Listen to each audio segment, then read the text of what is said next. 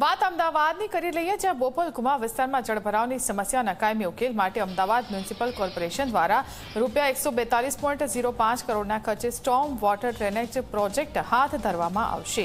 કેન્દ્રીય ગૃહ તથા સહકારિતા મંત્રી અમિત શાહની સૂચના બાદ હાઇડ્રોલોજીકલ સર્વે આધારિત storm water drainage master plan અંતર્ગત ડીપીઆર તૈયાર કરી 3 કામોના ટેન્ડર પ્રસિદ્ધ કરવાનું આયોજન છે।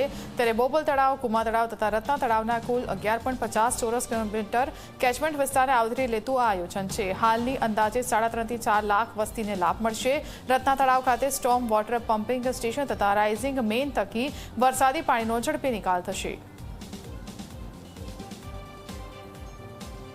જે પ્રમાણે ગઈ વખતે વરસાદ પડ્યો હમણાં, એના લીધે બોપલ, ઘુમા જે નીચાણવાળો વિસ્તાર છે ત્યાં આગળ પાણી ભરાયા હતા।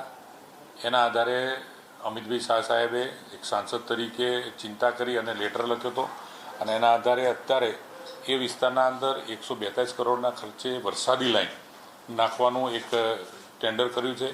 જે વરસાદી લાઈનના લીધેથી હવે તળાવના અંદર એનું ઇન્ટરલિંકિંગ કરવામાં આવશે અને તળાવના ઇન્ટરલિંકિંગમાં જે અત્યારે વરસાદી પાણી ભરાય છે એ અગાઉ ના ભરાય એના માટેની એક ડિઝાઇન તૈયાર કરી અને આ કામ મૂકવામાં આવેલું છે।